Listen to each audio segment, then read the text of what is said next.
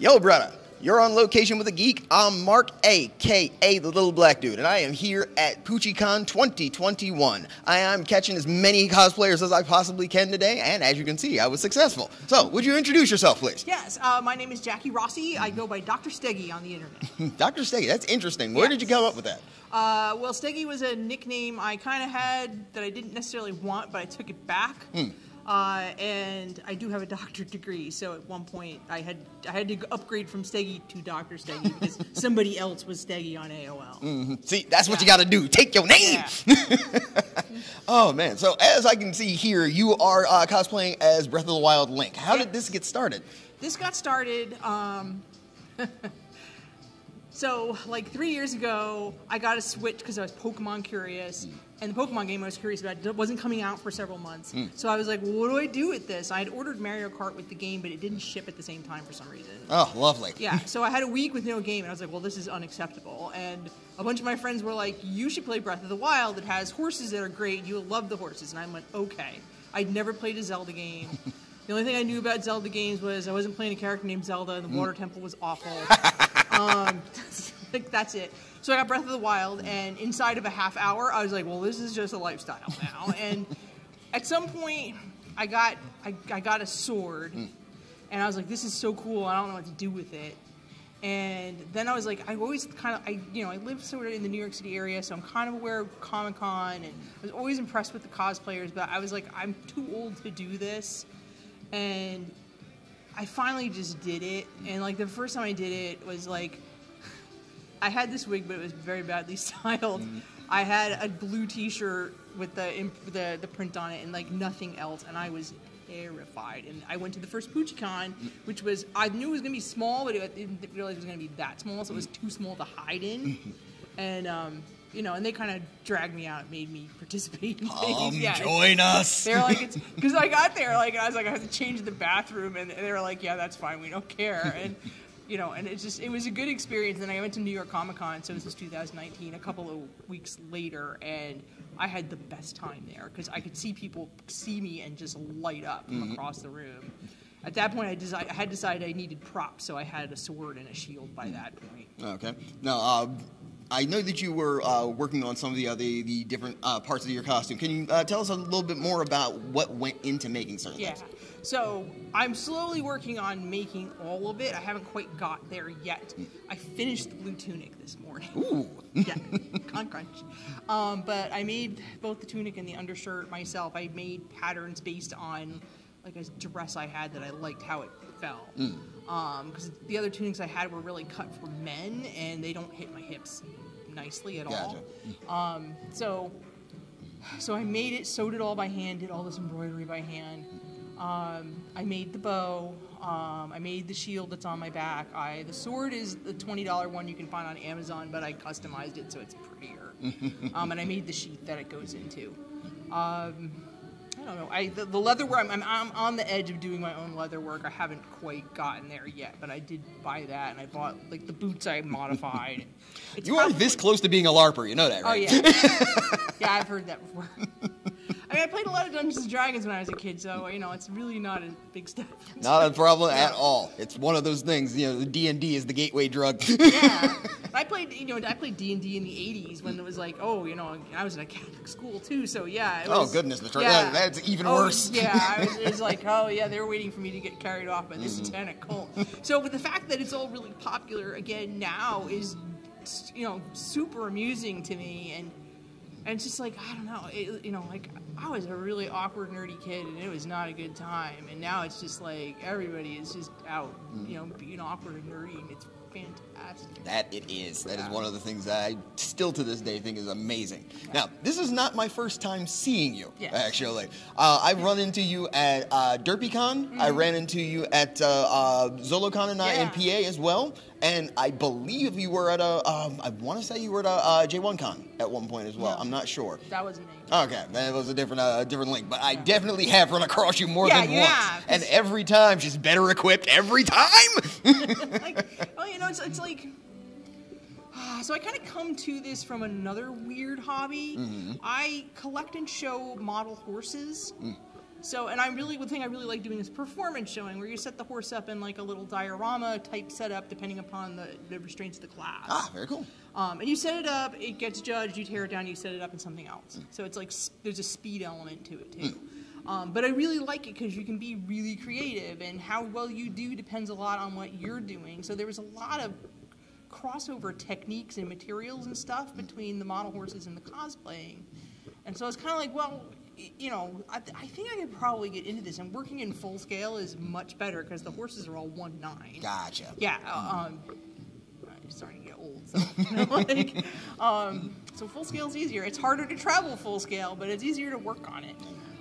You know, and there's just like people are really open to like letting you in on things. Like I haven't made a whole lot of props. Yeah, I still consider myself kind of a novice at this. I think doing the horse stuff kind of lends me to look at details that I'm sure other people are not stressing out about. Like, my tunic is actually missing a couple of the little triangles. I ran out of time this morning. I am positive I'm the only person who knows that. I wouldn't have known, honestly. Yeah, see? But I'm worried about it.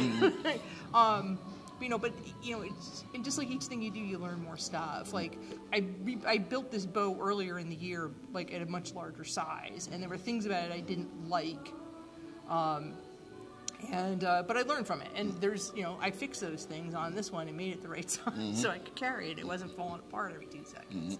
We can always fix the things that we don't like. Yeah. It may take some time, but we can always fix our mistakes. That's right. Please remember that, cosplayers. And making your own props is like, if you break it, who cares? Because you know how to fix it. Exactly. Exactly. So, what do you make? What did you make this bow out of? This is all EVA foam. Very cool. The little stems are 3D printed parts, but everything else is EVA foam. Very cool. Very, very cool. What is it that was the most difficult part of your costume to work on? Like, for example, if something falls off or something gets damaged, what's the most difficult thing that you? Well, if something gets damaged, probably the bow. Because it's kind of complicated. It does magnet together a little bit. I can see here the magnets are trying to give up on me. But I mean, again, if something breaks on it, I can just go cut more foam and just remake the part or whatever. And I built this thing in a week, so you know, if I have time, it's not a problem. It's finding the time sometimes. It's always a good thing. Yeah. Always a good thing. One more thing I always have to make sure I point out, because whenever I see it, it always amuses me. Your Sheikah slate. Yeah. Absolutely love that. So my original plan after the last PuchiCon, which was in early June, was I was going to rebuild the bow, finish my tunic, and I had to remake the slate, the sheath on my sword, and I was going to build my own slate, because this one, it's a phone case, but it's a 3D print that I bought off of Etsy. Like, this is one of the first things I got. Gotcha. But what I'm working on, I just ran out of time to do it for here. I'll probably have it at New York Comic Con. Is making a phone case out of foam, basically, and have a layer in it that I can put lights in, so it'll light up, and it will fit my phone, and I can rig it so both the front and the back cameras will work, and yeah, it'll be very cool when it's done. That is going to be awesome to see, definitely. Yeah. Oh, man. See, these are the reasons that I like talking to cosplayers, especially people who spend a lot of time working on their own stuff. Because, yeah, there's always going to be cosplayers that will buy their own stuff, or they'll have somebody else work on it with them. But when, you know, you're the one that puts all of your effort, your heart and soul into what you're doing, it makes the experience so much more interesting for those of us who are listening to how you put things together. Additionally, the things that you're just telling me right now is something that can help somebody else, somebody who hopefully will watch this video. Yeah. Like, okay, that's, you know, an idea I have, or maybe that's something I can use to put something together for myself. Those are the reasons why I love talking to cosplayers, especially when you spend as much time as you do on your costume. Because every time I've seen you, it has been upgraded every single time. Yeah, well, it's like, you know, I got to a point with Link where I was like, you know, I was wearing a lot of t-shirts, and I was like, I need to know more. I need to take another step. And I was like, is this the step? And I was like, oh, just try it. And I felt really weird for a long time doing it. Like looking in the mirror with the blonde wig, I was like, oh, this is very odd. That's not what I look like at all. And you know, finally, at some point, like, just my brain kind of made the turn around the corner. And then it was like, well, I don't want this to be better. I'm not happy with this is. I upgraded some, because I'd buy some stuff too. Like, I'm doing a shiny Vaporeon tomorrow, and that's entirely stuff I've either pulled out of my closet or bought. But it's a fun costume to wear. Very different from this.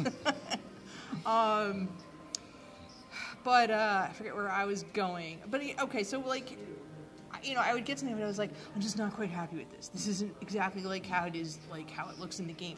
And on some level, that's ridiculous because I'm a 52-year-old woman who is much heavier than Link, and I'm never going to look like him, but I'm going to try.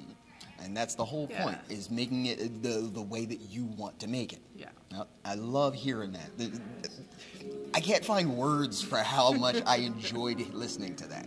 That was really wonderful just to hear, because meeting people who decided to do something and then succeeded at it is an amazing thing to me, and it makes me very happy to even have the opportunity to listen to those kinds of stories. It's really a wonderful thing. With that said, would you like to play a game? Sure. Okay, this is a new part of my interviews I've been doing called the Geek Guessing Game.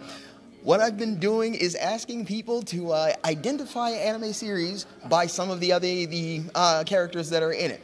I don't do any anime, so this is going to be great. Oh, let's see where this goes. All right, let's see. All right. We should do really, really old, but I don't know. Okay, let's begin. First character. Okay. Shampoo. No idea. Ryoga Hibiki.